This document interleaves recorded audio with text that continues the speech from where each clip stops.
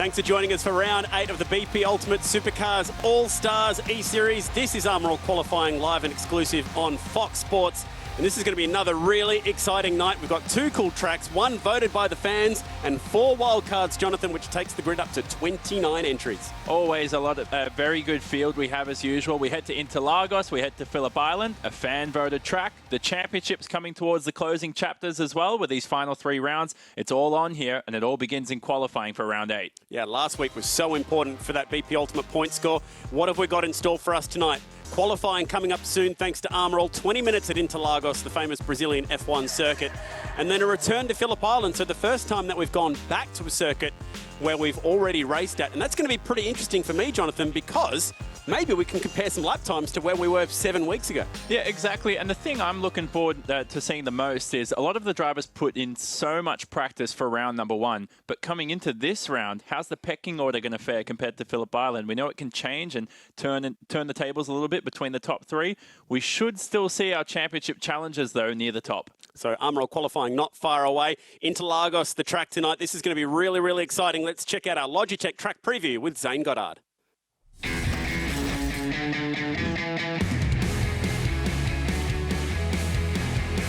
Hey guys, Zane Goddard here, driver of the number 34 Unit Racing V8 Supercar. Here to take you for a lap of Brazil, Interlagos track. Pretty awesome circuit, bloody fun in one of these things. Seen some cool moments around here in the Formula Ones. Some pretty historic moments. A lot of championships decided here. So pretty cool to be racing these things, even if it's virtually. So on the main straight, first corner here is the Center S's. Cool little switchback. Really tricky. Obviously this will be the first corner on the night and you can expect a fair bit of carnage.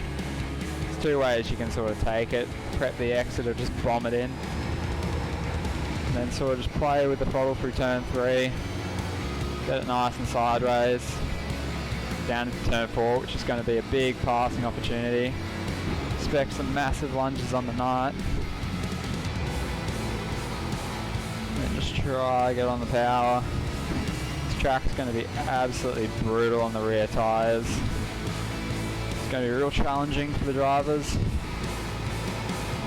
It's all a bit of fun. Bit of double right there. Seen Schumacher and Hamilton crash there in the past. Which catches out even the best drivers. Then just into a big section of switchback corners, real difficult. Easy to make a mistake. So you got to keep guarding your toes. A big long left-hander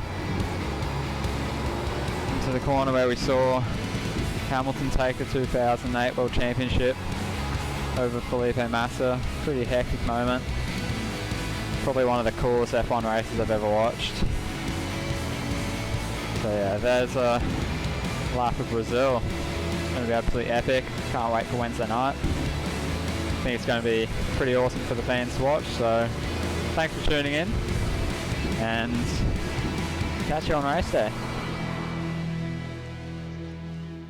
Pretty cool to hear Zane's real life memories of such a cool circuit. It's hosted Formula One since 1973. It's also been a place where one driver of our 29 drivers tonight has raced in the real world. It's a Cooper's Live chat with Mark Winterbottom, the only guy who knows what Interlagos is really like. Frosty, it looks like a pretty cool track. What's it like in the real world? Oh yeah, it's a cool track. The good part about racing on E-Series as opposed to real life is you don't get mugged on the way in because getting to the track, you can't wear a watch. You're in a bulletproof car and it feels like you're the Pope going through a cathedral or something. But the track itself, it feels quite realistic on the game here. So yeah, mega place, lots of history, and cool that we can take our cars and have a play. You got a teammate in a brand new wildcard for night. Great to have James Golding on the grid, a pair of Irwin cars. Yeah, well, it's good that we've got a fast guy in the E-Series in an Irwin car because I've been hopeless. So, so it'll be good to see him going. He's quite quick. He does a lot of laps on here. So, if it's not my car up there, at least an Irwin car might be quick. And he's been biting chomping at the bit to get on this. So it's good to see him on here, and he'll do well. Nice work. The good people of Sao Paulo send their regards. Great to have Mark Winterbottom on the grid tonight. He raced in the Brazilian Stock Car Championship on 2 occasions, picked up a podium there. Go well tonight, Frosty, and cool to see a pair of Irwin cars on the grid tonight, ready to go. For our first Coopers live chat, that was nice. And so there we go. That's the live look right now as everyone's getting set for Armour All qualifying. Look at Forza Al Nabi, a wild card. Get a good sneak peek at a sim racer who's gotten an opportunity to race against our best supercars talent. I'm loving the BP Ultimate setup for Forza, so welcome tonight.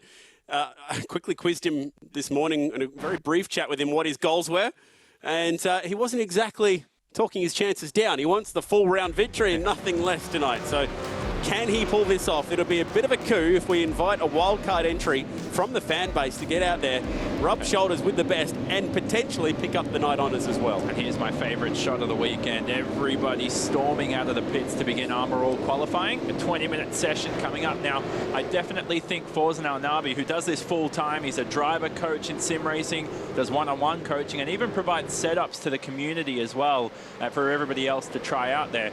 I think he's going to clean up the field for sure, but we've got a reverse grid race, Chad, coming up. That could spice up the action for sure. Whether or not he'll make it through in the reverse grid race is a question, and he hasn't even scored pole yet. We're talking up his chances. Yep, so one of the favourites in the field in the BP Ultimate car. Watch out for him. There's the Core Gas entry, Nick Percat, and he's got his crew chief fast asleep in the background as always. Todd Hazelwood had a pretty good run last time out at Charlotte and Daytona, looking to continue his speed, keeping his hands on the wheel. Gary Jacobson has been a bit of a revelation since getting his hands on that 49-inch curved screen. He's been really, really quick over the last few rounds. 3rd and a 4th at Daytona for Jacobson. And there's Scott Pye. And his post-race chats have been gaining more and more momentum at the moment. Such a good personality, Scott Pye, as we see Alex Davison, oldest driver in the field, although he would not mind me mentioning that at all. Youngest this week will be Tyler Everingham, by the way. There's Jack Smith, not much older than Tyler. And ever improving Jack Smith, ready for another big night in the SCT Logistics car. Looks like he's put on some muscle, Chad. If this was the push-up contest E-Series, I think he'd win. Well, he's been hanging out with his teammate then, Macaulay Jones, one of the fittest guys in the field. From Dubbo, there is Tyler Everingham, the only teenager in the field tonight. And despite his age, not hugely into the sim racing scene. So how will he get on tonight? All right, let's start some hot laps with your championship leader on the BP Ultimate point score, Shane Van Gisbergen. Didn't have a great first round, but since then has been slowly clawing that points gap back on Scott McLaughlin.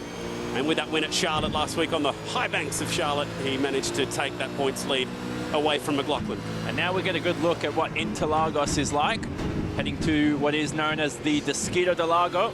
Flattens here through the exit, and this is the lowest point on the circuit here. It's very high up in terms of altitude, and something they do on iRacing is that they simulate altitude too. So at this track, it's 800 meters above sea level. You'll see top speeds will be much easier to climb, and you'll have less of a downforce effect around Brazil. Appliances Online entry now of Chaz Mostert, who was very quick the last time out in the Americas. So hoping to continue that down in South America tonight. And obviously no stranger to Phillip Island with the rest of the field.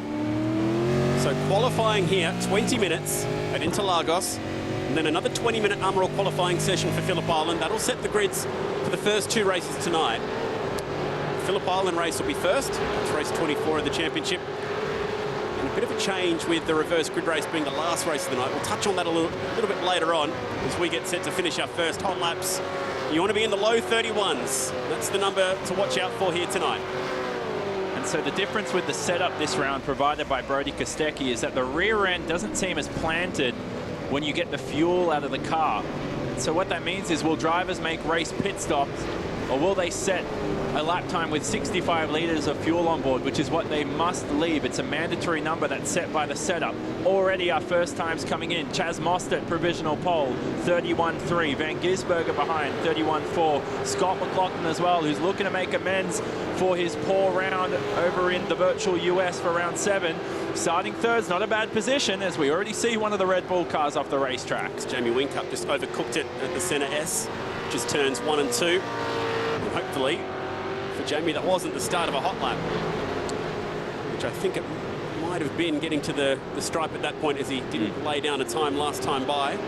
And the tyres can potentially last 2 laps here, but that includes your out lap, so it's only 1 hot lap. After that, they give up around midway through your second lap. So if this is Butcher Whincup's lap, he'll have to come back into the pit lane and reset as we watch Anton De Pasquale, who's also hunting for the championship. A great chance to check out Anton's style tonight as we whiz past the grandstand, the pit complex, up to the centre S. Back end trying to get away from him slightly. Huge elevation changes in this circuit. And have a listen to him through here.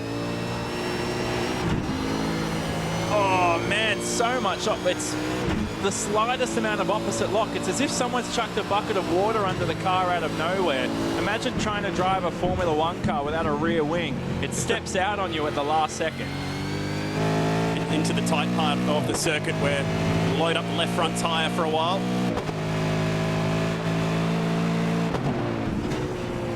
Into Ferradura, but Lewis Hamilton had an accident here in qualifying in 2017. Series of right-handers all the way back down to second gear. You practice your Portuguese, Chad, for all these corner names? I didn't. It's difficult to get your tongue around a few of these. I'll stick to the centre S. Well, the Bico de Pato here is pretty easy, shaped like a duckbill. First gear, back down to 79 k's an hour. Short shifting to third. Need to be careful not to run too wide over here and have the lap discounted. And then back up onto this long run to the front straight. It's not very straight though. Watch how far the cars get over onto the left-hand side, just on the pit entrance.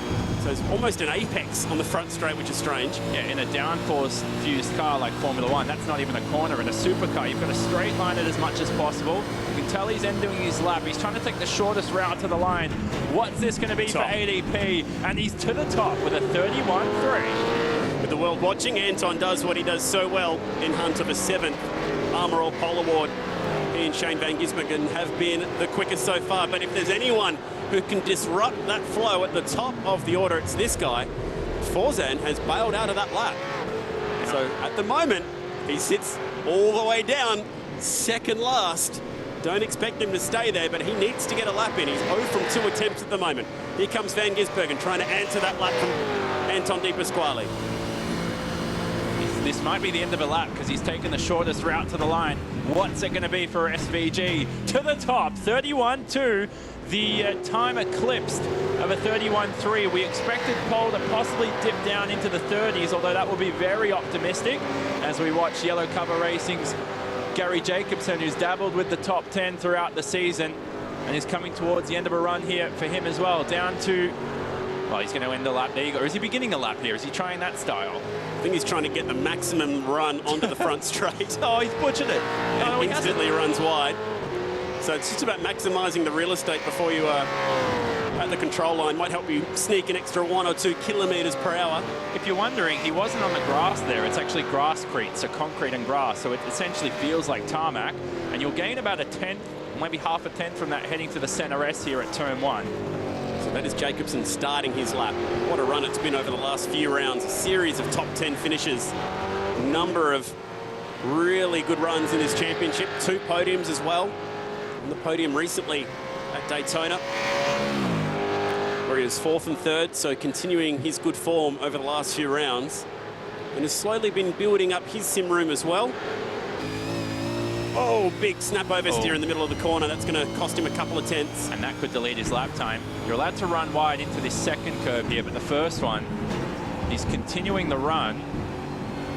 But it seems to be okay. It was awfully close. And then through the exit here into what's turn 8, known as Little Orange. Not going to bother with the Portuguese pronunciation of it. And then into turn 9. Look at how much camber there is at this racetrack. Much like Phillip Island, it's got so much character. You can't drive this track as if it's flat.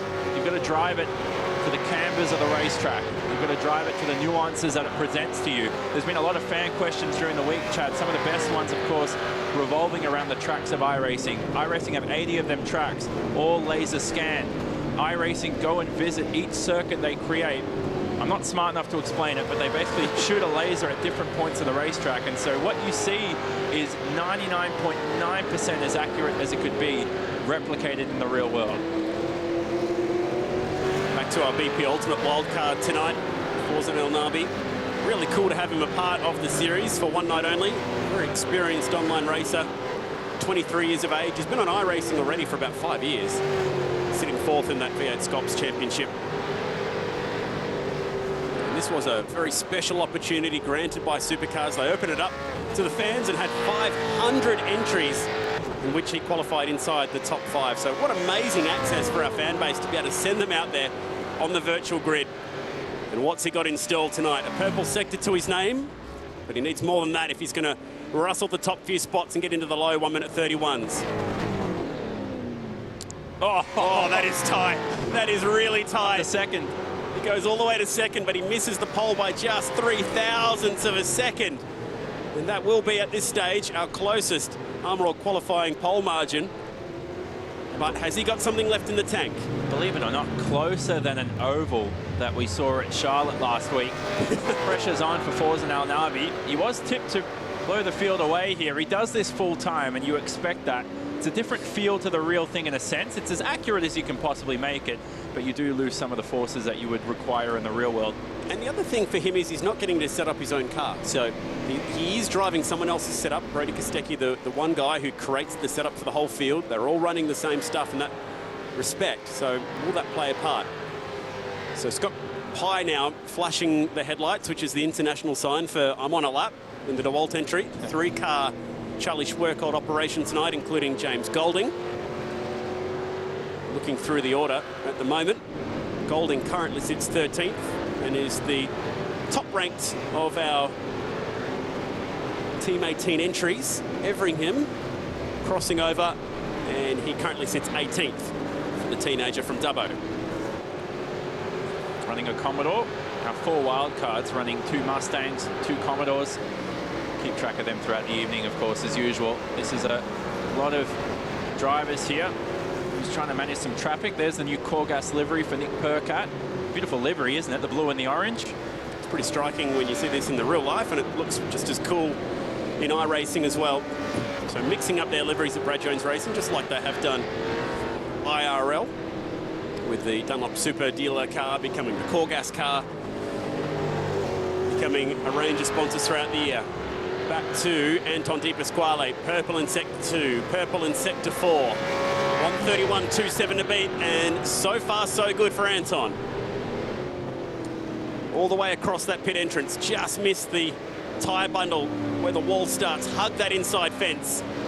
And Anton goes back to number 1, 131.18. We've got a 3-driver shootout, and that puts SVG outside row number 1. And critically, Chaz Mostert still above Scott McLaughlin here, who needs to reclaim the championship lead. Brilliant performance from Andre Heimgartner up in a 6th as well. For ADP, that's a rapid time. Remember, 5 sectors at Interlagos here today. It differs from track to track. And for ADP, this will be his 7th pole of the season if he can stick it. Shane Van Gisbergen also matches him with 6 coming into this round. And so whoever claims this one will have the nose ahead, heading into the next Phillip Island qualifying session. And here's a familiar face in James Courtney. Yeah, pretty cool to see JC back, and this is going to take some getting used to, seeing him in a Ford Mustang. Now part of the Tickford stable, with the Boost Mobile signs on the car. And a little bit of a smile out of JC's as a huge moment coming onto the front straight. Now, technically, he's a wild card, but in the real world, he's now a full-time driver for Tickford. Oops, and he's got it all locked up at the center S. And that is how you stop in style and escape back to the pits.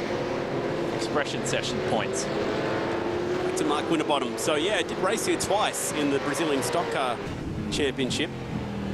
Picked up a podium as well. I think they were 4th originally, but then got bumped up a spot. And it was a seriously stacked field with drivers like Rubens Barrichello and a whole range of really good, strong, homegrown Brazilian drivers, ex-Formula 1 drivers, sports car stars, and then Al Frosty in there mixing it up as well.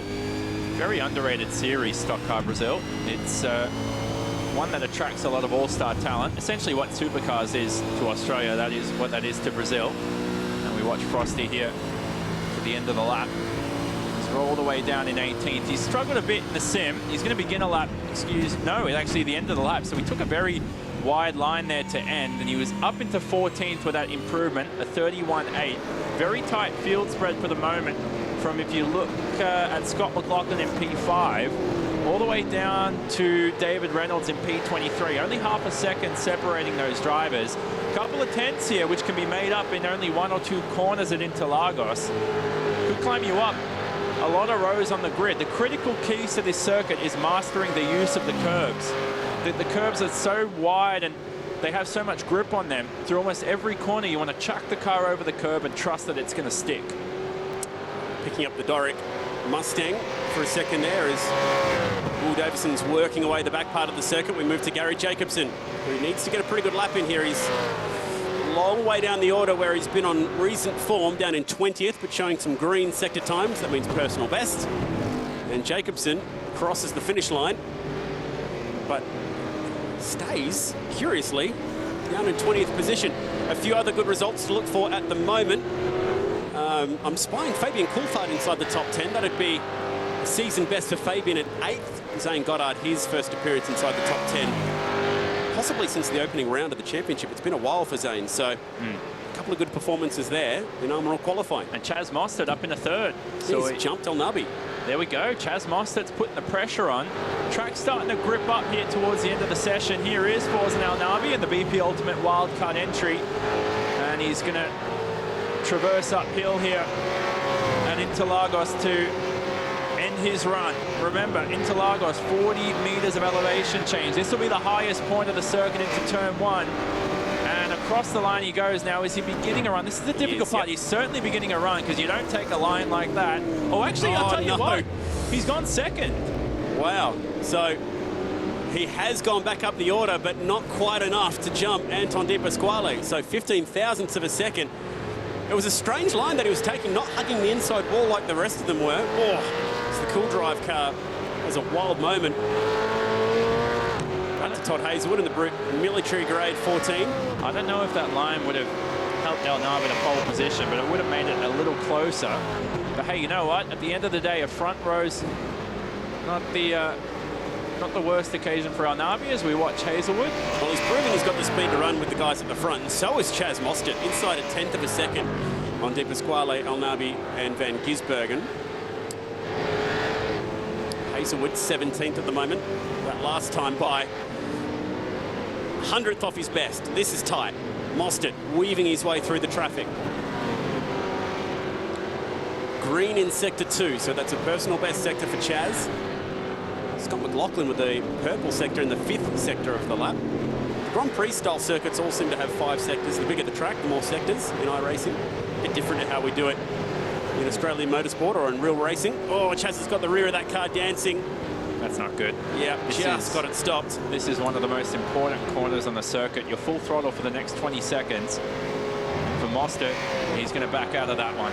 He's rolled out of it. He has got time to enter the pits, throw a new set of Dunlop tyres on, get out there and try and lay down a time with 2.5 minutes to go.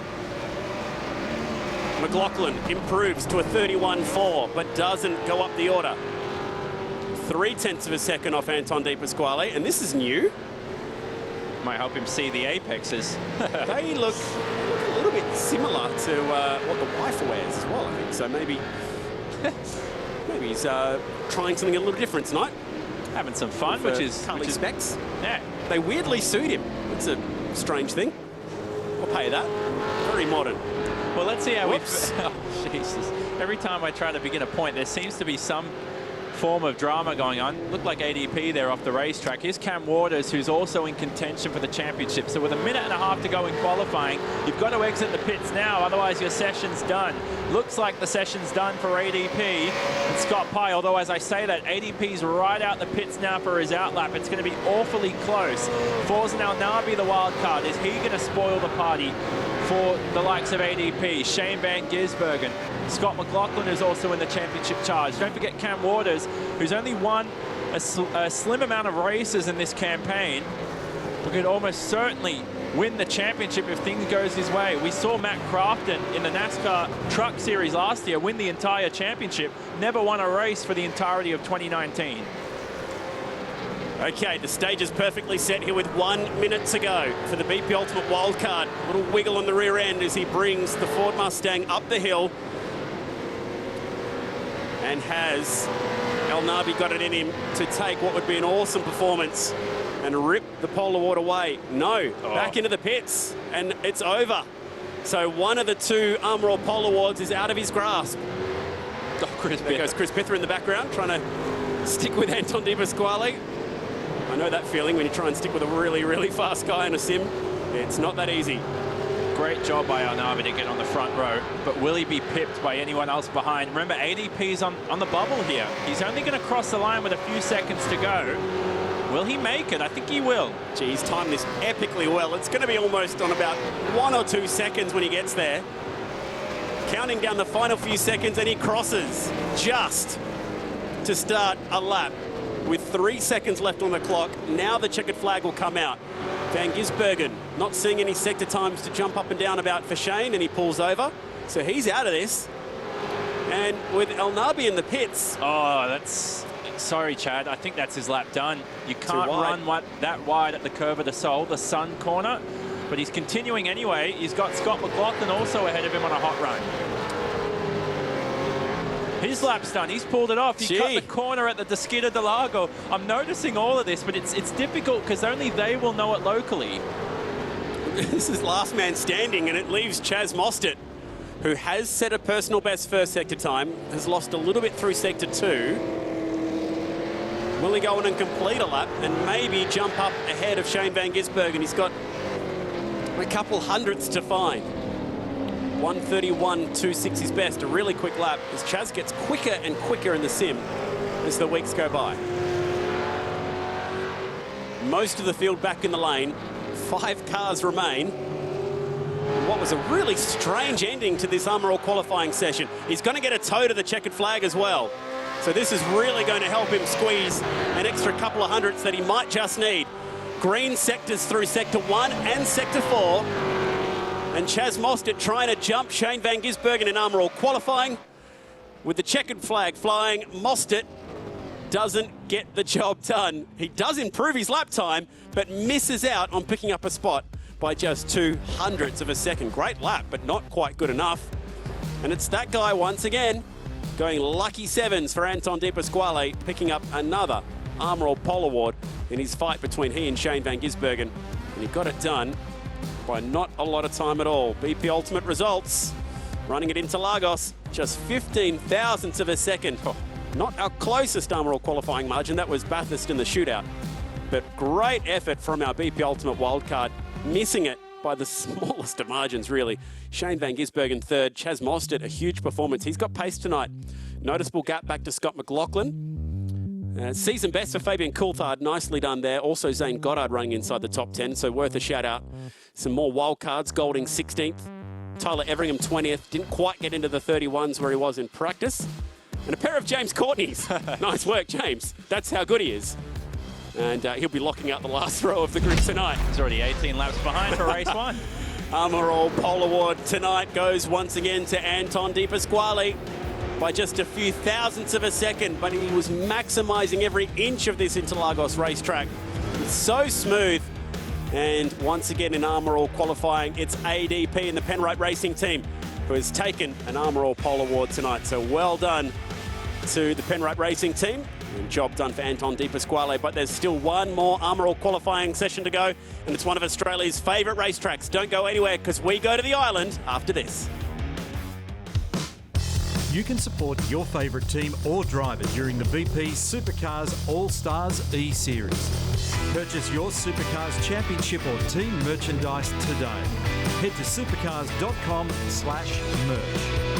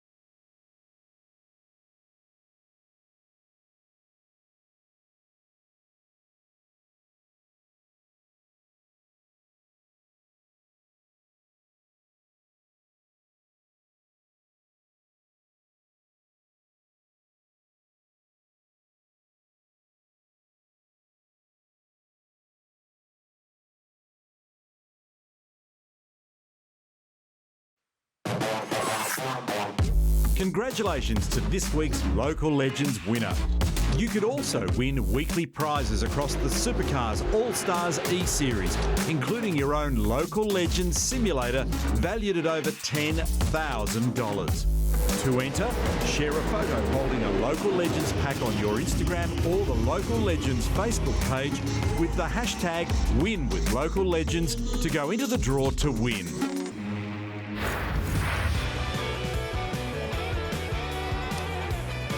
This is Armour All qualifying back on familiar home turf at Phillip Island in Victoria. What a fabulous circuit this is.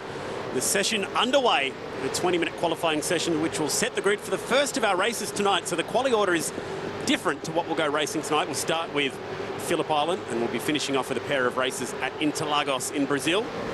And this, of course, is a circuit that everyone's familiar with in real life, but already familiar with in the series as well.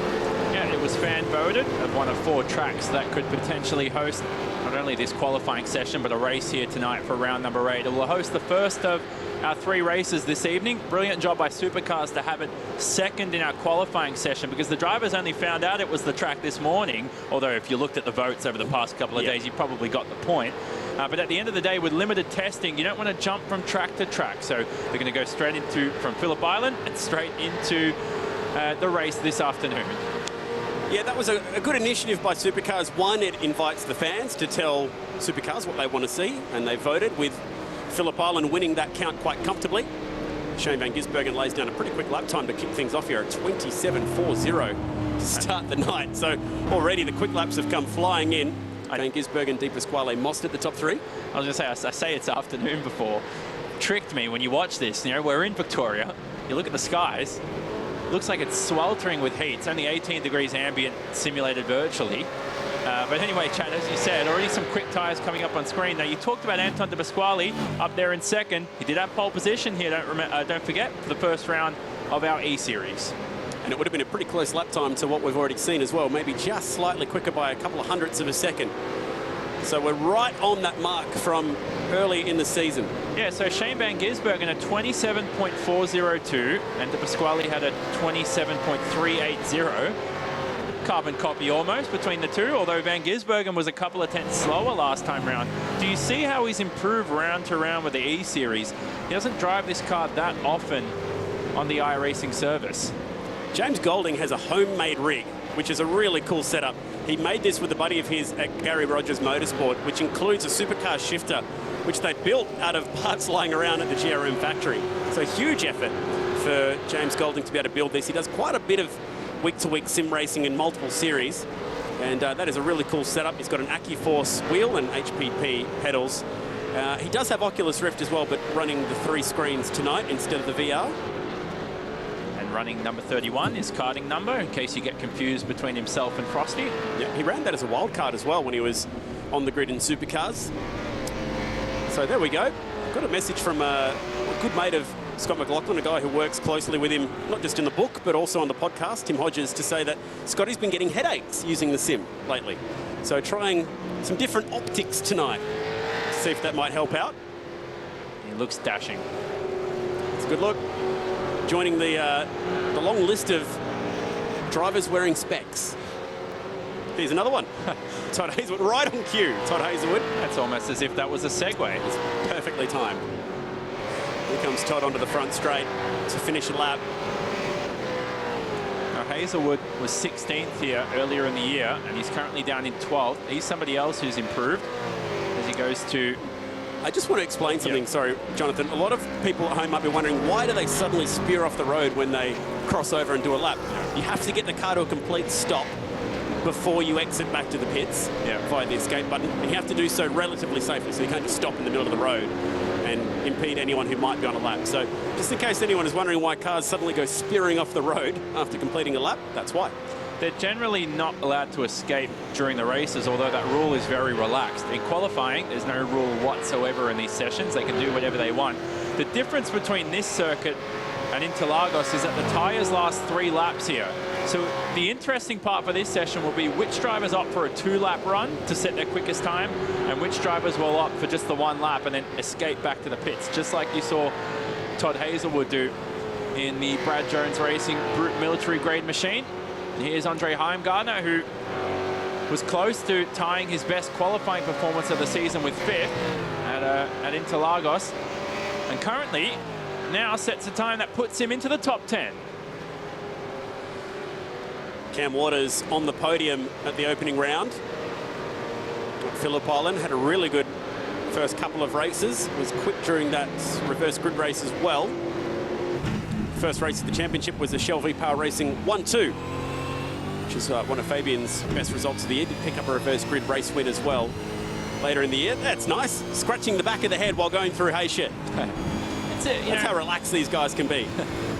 Hayshed is a fun corner. These days it's very simple, you know, there's so much downforce and grip in these cars, especially on the sim, so you can do that. Back 20 years ago, you'd be praying to not end up in the barriers. A little less simple on 2 wheels as well, going through the Hayshed.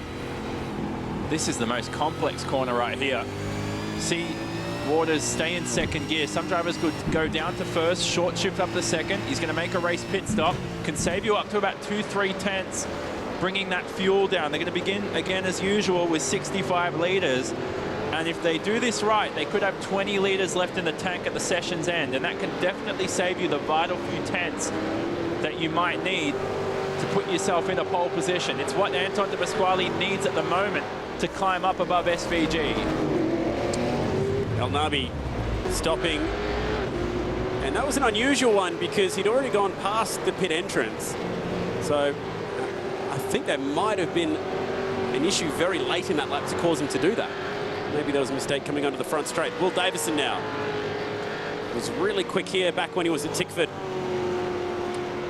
the first time, when he was in the Ford Falcon days, Pepsi Max colours. Crossing over now, Will Davison finds himself 15th. 8th in the championship, having a really good run so far. He qualified 8th for the opening race of the series 7 or 8 weeks ago. That was tight in the background. That's always going to cause issues, the pit exit. MotoGP pit exit doesn't need to be used today as we watch the Corgas racing car of Nick Percat, who's had some fun with Nelson in the background. He's going to hit some traffic at the pit exit as well, but shouldn't worry him as he's finishing his hot lap. He goes to 16th, threads the needle. But finishing his lap, remember in this session that the tyres do last 2 laps, so you don't want to get in his way on this second run. Very abnormal because Phillip Island's normally associated with high degradation, but for some reason the tyres last a long time around here. And here's a fan favourite, Rick Kelly in the E-Series. He's got the best looking rig of them all, and I'm sorry to say that to the rest of the drivers. He's going to make sure someone clips off that little piece of audio for me one day. That'll come in handy. Here comes Rick Kelly up through the top of Lukey Heights and down into MG. Qualified 22nd here back in round 1. He's got his teammate for company up the road, chasing Andre around. Andre just lets the boss go through at the penultimate corner. Short shift to 4th gear, roll it all the way out. It's just a little bit high and wide, missed the apex through the last corner, which will cost him a little bit of time onto the front straight. Rick Kelly sitting 22nd, right where he qualified here for the opening round, stays there with the 28.74. So no movement at the top. Van Gisbergen, De Pasquale, Most at the top 3, and Elnabi still to get a lap in, sitting down the back. He likes leaving it late. Not sure if it's by style or design, but he's got some work to do. If I'm him, I use the escape button because you get more laps in, keeps you in rhythm. If you do all this stuff where you have to come in for race pit stops, you've got to trust in. I mean, he's talented, but remember, the nerves will be packing here. This will be the largest audience he's ever raced in. He was in our E-Series draft last year, which was a series created by Supercars for our best sim racers, but he wasn't drafted by a team, which I thought was a surprise, and I really hope he's on the grid this year when we repeat for our 2nd season. It's a great opportunity to compare the real-life races that we have on the Supercars grid to some of the very best in the sim world, which we'll see tonight when we line up with Elnabi going toe-to-toe with De Pasquale and Van Gisbergen. Here he is, and he's gone purple through sector 2. He's pretty quick through the first sector as well. So this looks to be a pretty good lap, and he'll have a toe onto the front straight. This should be a quick one. Here comes the BP Ultimate wildcard tonight. Forzan Elnabi goes to number one. Gets it done, 27.35. Job done, 500's up, 8 minutes to go. Has anyone got an answer for the fast wild card? Small error onto the front straight for Di Pasquale. Is that going to cost him? Improves the lap time and not his grid position. He's got a 10th to find. That lap time of El Nabi's 300s under the pole time set here for round one. Critical for McLaughlin now to jump ahead of at least Mostert. If he lacks the pace to the top three, he can be best of the rest and in prime position. Remember, he didn't have pole position here at round one for race one of the championship, but coming out of the Southern Loop, we got one of the most iconic shots I've ever seen. Both he and ADP almost losing traction, scuttling away and trying to fight for position, and then randomly seeing Lee Holdsworth at Honda Corner, Chad, who somehow, if you watch the race back, is hilarious because he was skipped about 3 of the corners and ended up there. But anyway, for McLaughlin, if he's not on pole, if he puts himself in the second row, he's in good position for the race if there's carnage. How about Bryce Fullwood? Qualified 4th for the opening night. Oh, he's just trying to get this thing stopped in the Middies car. So got some spots to make up for. Dave Reynolds, off the back of a really good round in Daytona, where he picked up some season best results. Crosses over. Still got some spots to find here. I think he's in the paddock. He's at Repco, I think. He's at Honda almost. He's going to park that in where the television compound usually lives. Doesn't look overly impressed with that last lap.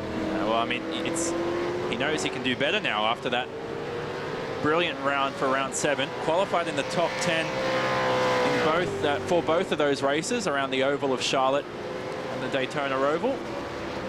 And now we watch Frosty, who gave us a very accurate description of what Brazil is like. And then on towards the downhill braking zone of Lukey Heights. As soon as you climb up Lukey Heights, you pick up so much understeer. And then, like I said at Interlagos, it's like someone throws a bucket on the racetrack through the braking zone of Lukey Heights. You're struggling to fight the rear and get the front end turned into the corner. This final corner looks simple from this angle. On board, there's only one line through here. It's like an oval. And this will end his lap for Frosty. He's got to get a time on the board. Right now, he's down in 26th. He did a 28.2 here in round 1. And that last time by, no improvement for Mark Winterbottom. So he's still got 5.5 minutes to find the lap. Rick Kelly in the Castrol Mustang now, rounding the last couple of corners. Seeing some green sectors on the board here for Rick, which is a good sign. As we said, never qualified in the top 20 on a road course. Qualified 15th at Charlotte, which was his best. And across the line he goes and up into 22nd. Got a few jelly beans to be happy with there, up 2 spots. Nice work. So back to where he qualified at round 1. Van Gisbergen now whipping his way through Hayshed, and I think he may have been balked on this lap. Go back to Siberia. Oh, a little bit awkward trying to get around the Ned Mustang, and Heimgartner was really trying to get out of the way. And Jack Smith as well off the racetrack. Did he get out of the way in time? We caught the back end of that. That's not going to help SVG. Is Forzan El Nabi going to head out the racetrack too? Now there's some damage. Can I look at the left rear of SVG's car? I want to get another peek at it. There seems to be some damage. So is that going to hamper his lap times? Could he get a fast repair back in the pits? Well, if they're enabled in qualifying, so someone's got to tell him that. Otherwise, someone quickly text him. If you're watching the coverage, tell him. Can't hear us. He's got Kurt Kostecki as a spotter. Kurt is all over it, so if he's seen a scrape out there, he'll be ready to try and help him out. And we're looking at a different camera here behind the scenes. SVG, there you can see him on telly. He's coming out of the pits right now using the MotoGP exit, which you're not obliged to do. You don't have to do that. But he's certainly got left rear damage, and that can cost you some time, even upwards of a 10th. It looks like pretty major damage, I think, as well, and I'm not sure how he sustained that.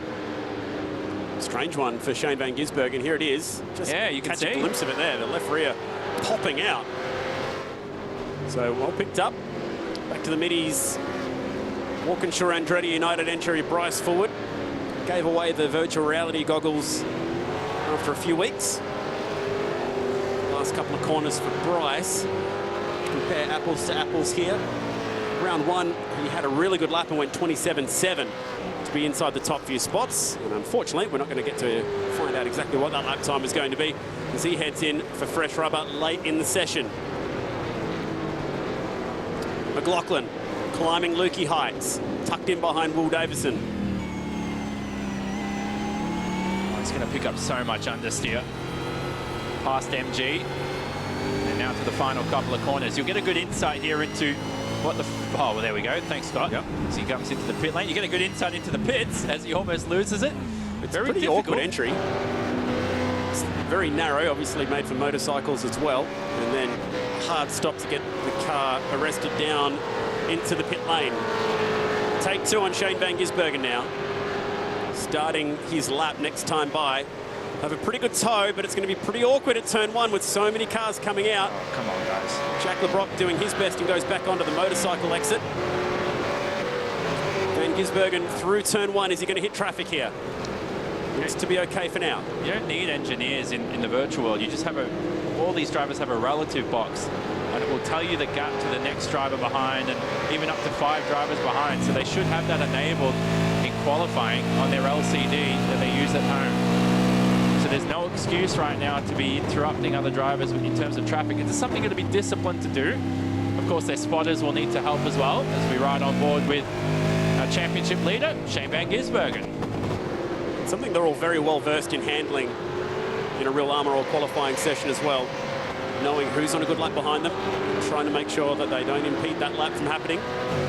There are some pretty serious penalties. Love the Dunlop curb cam going through the hay shed. In the real Supercars Championship for stopping someone on a lap. Van Gisbergen, first sector. He's about a 10th, maybe 800ths off El Nabi's time. Second sector, he's a 10th off El Nabi's time, and he knows he's cooked. So he fast exits back to the lane. So a minute left in qualifying, Chad. Fawzan El Nabi, like you said, actually, he's just improved his pole time, 27.3, so that's happened off screen for El Nabi. Almost dipped into the 27.2s, which is an insanely rapid time. His day is done. El Nabi's into the pit lane along with SVG. 2 of your contenders for a potential victory at this circuit. Scott Pye, Nick Percat, wildcard Tyler Everingham, one of the youngest drivers in the field. Their day is done for qualifying. They've pulled the car into the pits, but for everybody else on screen, including ADP, who's got a 274-point gap to make up to SVG in the championship. It starts here in qualifying. He's got to nail it here on his final run.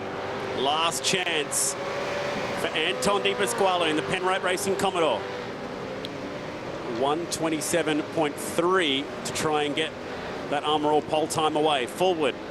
Can he get back inside the top few spots? He sits 8th. Green sectors. It's looking like a pretty quick lap so far for Bryce. Lee Holdsworth also doing a nice job inside the top 10 at the moment, as is Will Davison and Andre Heimgartner. Very competitive top 10 right now. Wow, look at the direction change in the Mobil 1 Minis entry. Now coming towards the final couple of corners. Remember, Fullwood's been topsy-turvy in qualifying as we watch. Was that a James Courtney in the wall? It won't hamper Bryce Fullwood. No yellow flags to adhere to on the sim in qualifying. Coming across the line. Remember, he qualified 4th here for round 1. Where's he going to be in round 8? His best of a 127.9 so far, and he doesn't improve. So stays where he is. De Pasquale drives it off the road. He's done, and that'll surely grant an Armour All pole award to the wild card, unless Mostert, he sits 4th for now. He stays 4th for now, but he does improve on his lap time with the 27.70. And David Reynolds to 8th in the last moments. Reynolds improves to the top 10. Brilliant performance as we watch Alex Davison. That's a huge lap from Davey Reynolds to find one of his best performances of the year. Alex Davison sits 24th and doesn't find much of an improvement. Found a few hundredths, but no extra spots. And Alex Davison's session comes to an end. Well, that was exciting. That was a lot of fun. And Oh, Jesus. I love that Look we've at the been able beach. to, it's looking a little bit whitewater fresh down there at the moment. Won't be hopping in there. Get a No wonder paper Penguins cut. like it though. Oh, How about this? Fawzan El Nabi, well done. Our BP Ultimate wildcard tops the BP Ultimate results by a good 10th of a second. He did a 27.3 flat. He got into the 27.1s in his qualifying attempt to get into the top 500. So well done to Fawzan El Nabi. who has finally taken an Armour All Pole Award away from Shane Van Gisbergen and Anton De Pasquale. The first driver so far to be able to do it, and it's the invitee, the wild card. Pretty cool to be able to see someone from the real sim world come over and join our Virgin Australia grid and also top a session, and he will be a force to be reckoned with tonight. He'll have the pole for the first of the races that we'll see once we go live from 7 p.m. in Eastern Australia time. Loving the look of the BP Ultimate Ford Mustang, Forzen El Nabi, our special guest tonight, and he has taken an Armour All Pole Position Award in fantastic style, clearing out by a good 1/10 of a second as well over Shane Van Gisbergen, who was second, and Anton De Pasquale third. So well done to Forzen on picking up his first pole award of the year, and the first driver other than Shane Van Gisbergen or Anton De Pasquale to do it. So we might just check in with one of those two drivers right now. Shane Van Gisbergen, he is leading the championship, and we're heading off to a couple of really cool tracks tonight. Shane, what are your thoughts as we get ready for a big night of racing? Yeah, hey guys. I think it was pretty awesome. And the qualifying, especially at Brazil, was super close. I think it was like 3/10 from 3rd to 20th. So really cool to see everyone, how close we're all getting. And then Phillip Island again, the second time back there, everyone's so close. So really cool to see. I've got to bring it up, Shane. It is the elephant in the room whenever we talk about Shane Van Gisbergen in sim racing. Are you actually driving your sim? My cat's sitting beside me. I think he's taken a lot of credit the last few weeks. Yeah, no Formula E type shenanigans here. I think that I'm not sure anyone in New Zealand would actually be faster than you anyway, mate, on a sim. So well done. You are our BP Ultimate Points leader. Can we see some changes there tonight? Because we do have a reverse grid race to watch out for. I think Warzone is a Kiwi, so you might be wrong in that statement. But yeah, there's three good races here tonight, so hopefully we can get some points. The reverse grid race is going to be chaos as usual, but that's always the most fun one. So looking forward to it. All right, great to chat, Shane. Best of luck for tonight. We'll keep moving along and checking with one of our wild cards. We've got 4 invitees tonight. One of them is this guy, James Golding. Hey, James, this is a really cool sim. Is it true that you've actually built this yourself? Yeah, that's right. Down at GRM a couple of years ago with one of my mates down there, we built it up based off the supercar setting position and all that. So it's good to get in it and put it into action. Unfortunately, we didn't qualify as well as what we wanted, but tough field out there, so we'll just jump in, miss the carnage, and have a bit of fun, hopefully. A lot of the drivers in the field are using the Jinx brand shifters. Is that one that you've made yourself as well? Yeah, this is actually one of the ones that was used in supercars. Put out of its lifespan, so I've put it to good use and chucked her on the sim. I love it. You're a man of many talents. Well done, buddy. Great to have you as a wild card tonight. Good luck. Thanks. Cheers. I'll need it. All right, made that switch from GRM over to Team 18. And if you've just flicked us on tonight, wicked news. Our BP Ultimate wildcard has taken the Armour All Pole at Phillip Island. Jonathan, let's go for a ride with the guy who has stolen the attention tonight. Very difficult circuit, Phillip Island. Turn 1. Don't really have a braking marker to work with, and then the Southern Loop, you really need a rally co-driver telling you where the exit is to this corner. You hug the inside because that's where the camber is to the corner. So if this track was flat, you wouldn't take that line that El Nabi's taken, but because there is character to Phillip Island, that's why he's gone for such a tight line. Through the apex and now through to Honda. Downshifting. Will he go to first gear? He attacks the apex of the corner. Very interesting line. He points it towards the apex. Doesn't short shift a second. He rides first gear and he controls the wheel spin. That's very talented. And now through the exit of Siberia. You know, Chad, I drove around this circuit with a friend of mine from Europe, and you've got to know this track to be quick around here. You've got to be experienced. Because as I said, this track has a personality to it. And he's taking lines that I said, it doesn't work at Phillip Island if you take the line that way. You've got to learn the track and know where the car's going to react to certain parts of the track, such as here at Lukey Heights and then MG.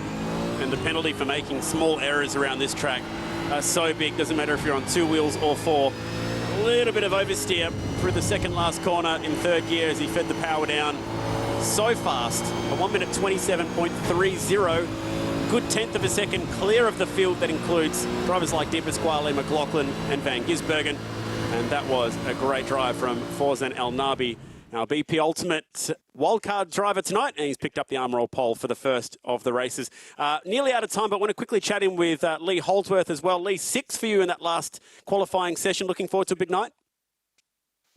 Yeah. It seems like the less practice I do, it's sort of paying off. It seems to be the go. But yeah, not a bad effort there. I had a bit of a tow from Shane at the start, got my banker in, and didn't really get another lap. So there's one serious sim freak out there who's pasted us all.